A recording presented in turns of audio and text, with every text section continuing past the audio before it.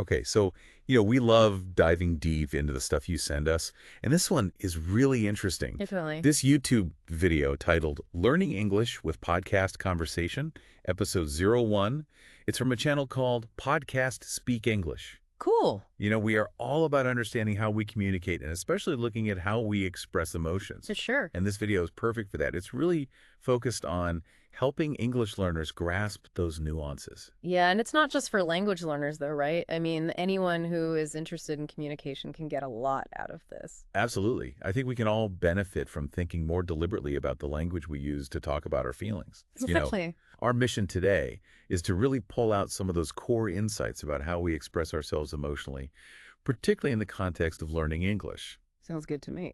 So in the video, we have these two hosts, Marco and Catherine, Uh-huh. and they're guiding viewers through all these different vocabulary words and dialogues that all revolve around, you guessed it, emotions. I love how they set the tone right from the get-go. How so? Well, they mentioned someone feeling not really in the best mood, right?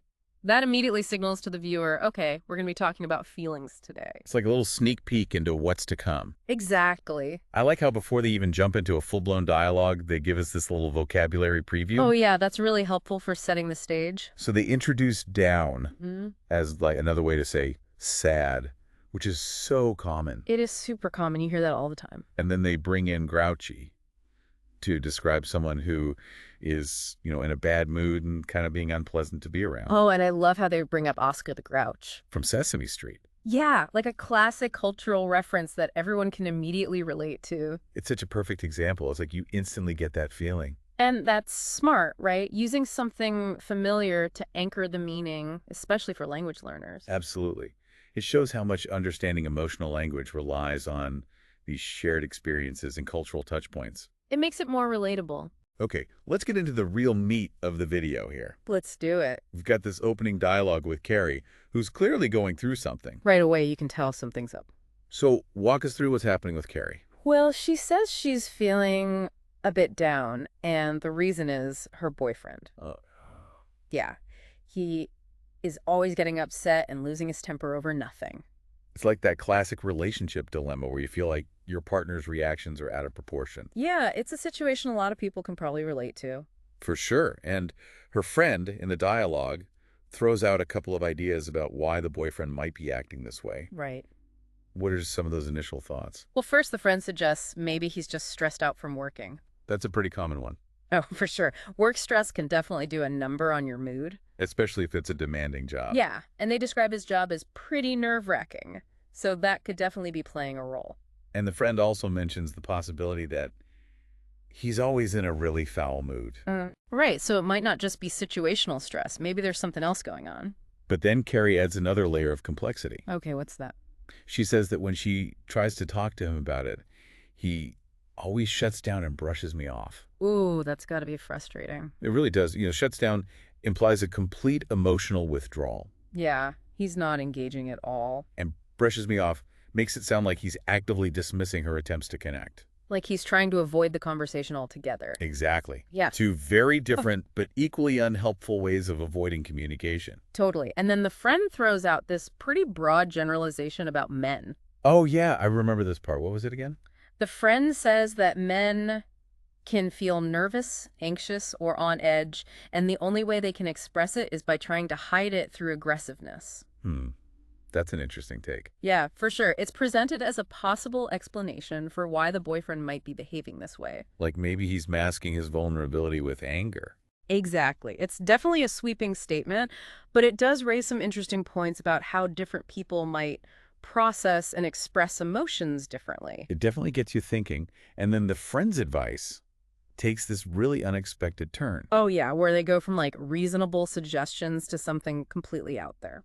So at first they're like, talk to him. Right, try to communicate. And try to cheer him up, which makes sense. Yeah, those are pretty standard pieces of advice. And then out of nowhere, they're like, get rid of him and get a new one. Like, whoa, where did that come from? And Carrie's reaction, you are something else, is just perfect. I know, right? It's so concise, but it speaks volumes. It's like a mix of disbelief and amusement.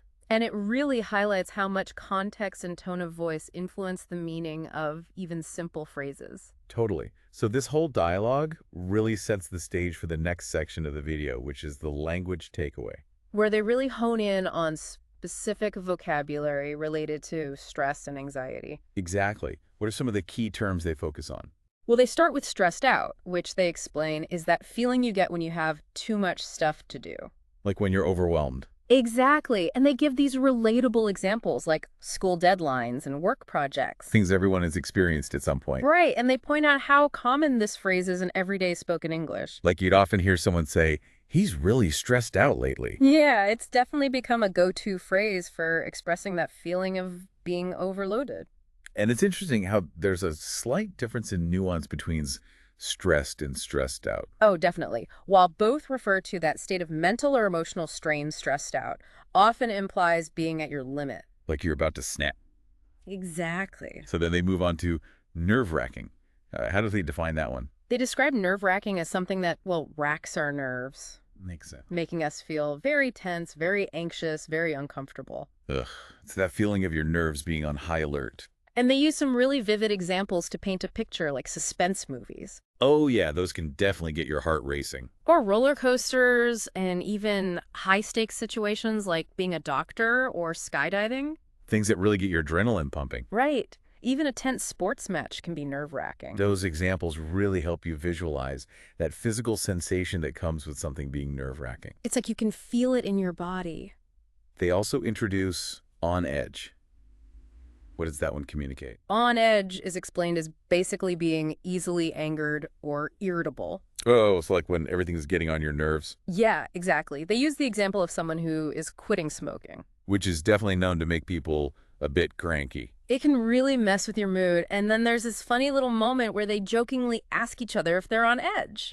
It's cute. It makes it more relatable. Yeah, it's like, okay, this is a real feeling that people actually experience. Right, not just some abstract vocabulary word. Okay, so I'm moving on to the fluency builder section. This is where they give viewers some more tools to express themselves. What kind of phrases are they exploring here? So they start with lose your temper, or lose one's temper, which they define as straight up getting angry. And they even share their own personal pet peeves that make them lose their temper. Yeah, Marco mentions a messy house or room really getting to him. So relatable. And Catherine talks about the frustration of construction noise and people stomping their feet.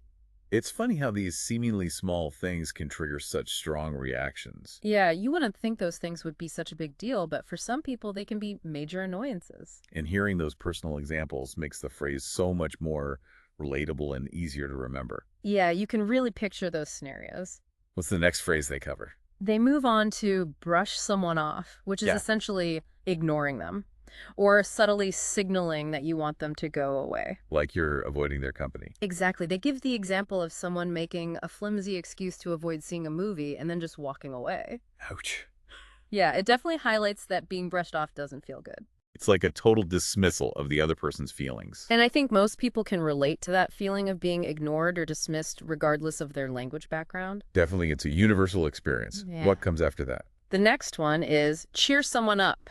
Okay, so this is about making someone feel better. Exactly. They break down cheer as relating to happiness and describe cheer someone up as making someone who is feeling down become up and be happy. So like lifting someone's spirits. Precisely, and they offer some practical suggestions for how to cheer someone up, like talking to friends or family. Yeah, connecting with loved ones can definitely help. Or maybe having a drink together, or indulging in some comfort food, like popcorn or chocolate. Those are all classic mood boosters. It's all about trying to elevate someone's mood and bring a bit of joy into their day. Okay, so last but not least, they revisit that intriguing phrase Carrie used, you are something else.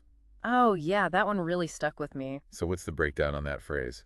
They explain that you are something else basically conveys, I can't believe you. Like expressing disbelief. Yeah, exactly. But they emphasize that the meaning can really vary depending on context and tone of voice. So how you say it matters a lot.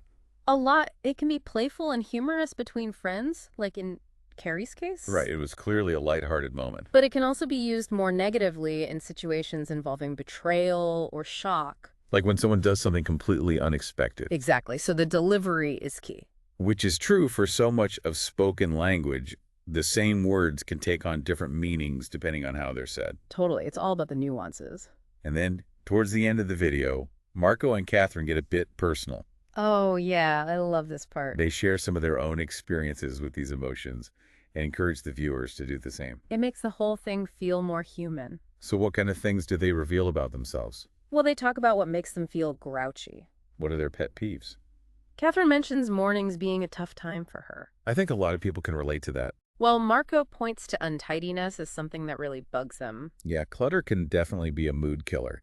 What about what makes them lose their temper? Catherine cites disruptive noises as a trigger for her. Especially when you're trying to focus or relax. And Marco mentions being directly lied to as something that really sets him off. That's understandable. And when it comes to things that cheer them up, Catherine enjoys shopping. Retail therapy. While Marco finds the act of organizing things to be uplifting. Interesting. It's always fascinating to hear these personal anecdotes. It makes the learning process feel less abstract and more relatable. Absolutely. And they don't stop there. They actively invite the viewers to join the conversation. Oh, how so? They encourage everyone to head over to their website and share their own experiences related to these emotions. That's cool. What makes them angry, what makes them lose their temper, what brings them joy. They even invite comments and suggestions. It's a great way to foster a sense of community around language learning and emotional expression. Totally. It makes the whole experience more interactive and engaging. And to really solidify all the new vocabulary and phrases they've covered, they wrap things up with a review segment. Yes, this is a great way to reinforce the key takeaways. So what does the review consist of? They do a concise audio review that goes over the meaning of each key vocabulary word. To make sure it all sticks. They cover words like down, have the blues, stress out, nerve-wracking, brush me off, pissed off, and cheer up. Wow, that's a lot of ground covered. And they even provide example sentences for some of the words. Which is so helpful for understanding how to use them correctly in different situations. Exactly. It's one thing to know the meaning of a word, but it's another thing to know how to actually use it in a sentence. Okay, so as we wrap up our deep dive into this English learning conversation, what would you say are the biggest takeaways? I think one of the coolest things about this video is how it shows how you can actually use these emotional vocabulary words in real-life conversations. Yeah, it's not just about memorizing definitions. Right. It's about understanding how these words and phrases function in natural dialogue. And the dialogue they use is so relatable, it makes it easier to grasp how these terms are used in everyday situations. For sure. So thanks for joining us for another deep dive. Until next time.